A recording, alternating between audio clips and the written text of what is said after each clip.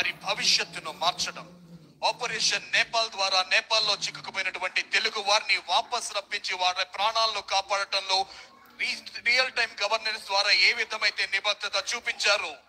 Education minister గా mega PTM నిర్వహించి parents కి టీచర్స్ కి మధ్య ఒక వారధిగా పీటీఎం ని పెట్టి పిల్లల సమస్యలు పేరెంట్స్ తెలుసుకునే విధంగా, టీచర్స్ బాధలు పేరెంట్స్ తెలుసుకునే విధంగా కార్యక్రమాన్ని ఏర్పాటు చేసి విద్యా రంగంలో విప్లవాత్మక సంస్కరణలు తీసుకొచ్చి ఇచ్చిన మాటకు తగ్గట్టుగా నిబద్ధతతో మెగా డిఎస్సి నిర్వహించి టైం కి నోటిఫికేషన్ రిలీజ్ చేసి టైం కి వాల్యుయేషన్ చేయించి అవినీతికి వివక్షకు తావు లేకుండా క్లీన్ అండ్ ట్రాన్స్పరెంట్ వేలో ఈ రోజు 16,000 మందికి మెగా డిఎస్సి అపాయింట్మెంట్ ఆర్డర్స్ వచ్చాయంటే దానికి గల కారణం ఈనాటి కార్యక్రమ విశిష్ట వ్యక్తి, కార్యక్రమ ప్రధాన సూత్రధారి ఆంధ్రప్రదేశ్ రాష్ట్ర విద్యా ఐటీ శాఖ అమాత్యవర్యులు శ్రీ నారా లోకేష్ గారిని వారి సందేశం అందజేయవలసిందిగా సాదరంగా సగౌరవంగా అభ్యర్థిస్తున్నాం.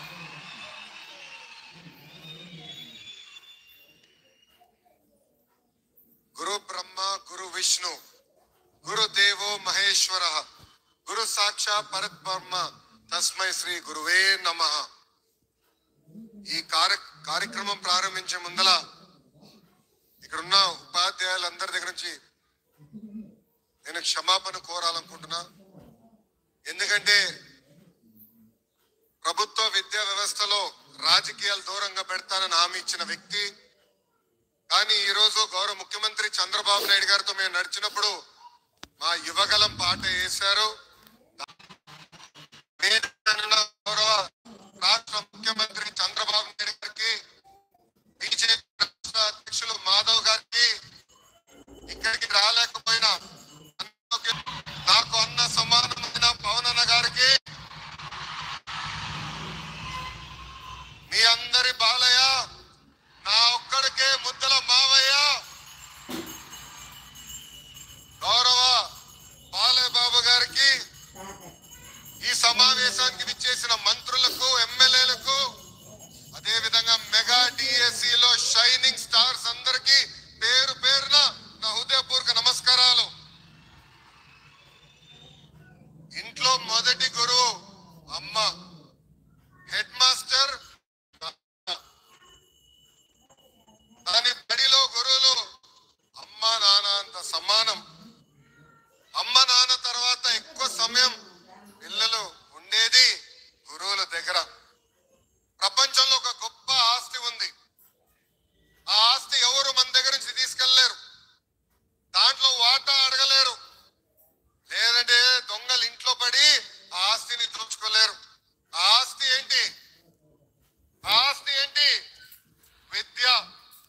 అలా పవిత్రమైన ఆస్తి పిల్లలకి అందించబోయే ఇక్కడ గురువులందరికీ పేరు పేరున నా హృదయపూర్వక నమస్కారాలు. ఒక గురువుకి తక్కిన గొప్ప గౌరవం గురించి ఒక్కసారి చెప్పాలి. కరెక్ట్ గా అక్టోబర్ 3, 1996లో ఆనాటి రాష్ట్రపతి శంకర్ దయాళ్ శర్మ గారు ఒమాన్కి వెళ్ళారు. మస్కట్ ఎయిర్పోర్ట్ లో ఆయన విమానం ల్యాండ్ అవుతున్న సమయంలో అక్కడ ఒమాన్ రాజు అబూస్ బిన్ సాయద్ గారు ఏకంగా కార్ వేసుకుని ఎయిర్పోర్ట్ కి వెళ్ళారు. అక్కడ ఉన్న ప్రోటోకాల్ అందరూ కంగారు పడ్డారు, మేమేమైనా తప్పు చేశామా, అదేంటి ఏకంగా రాజు గారే ఇక్కడికి వస్తున్నారని. లేని వరకు వెళ్ళారు. శంకర్ దయాళ్ శర్మ గారు దిగిన తర్వాత ఆయన కారులో ఎక్కించుకుని రాజు గారు స్వయంగా ఆయన ఇంటికి ఆ కార్ని నడుపుకుంటూ తీసుకెళ్లి ఇంటికి తీసుకెళ్లారు. తర్వాత బయటకు వచ్చింది, ఆ రాజు గారు పూణేలో చదువుకున్నారు, ఆయన గురువు శంకర్ దయాళ్ శర్మ గారని. దేవుడు గురువు ఒక్కసారి కంపడితే గురువుకే నమస్కారం పెడతారు గురు కబీర్ దాస్ గారు. అలాంటి పవిత్రమైన బాధ్యత ఈ రోజు మీ అందరి పైన ఉంది. అదే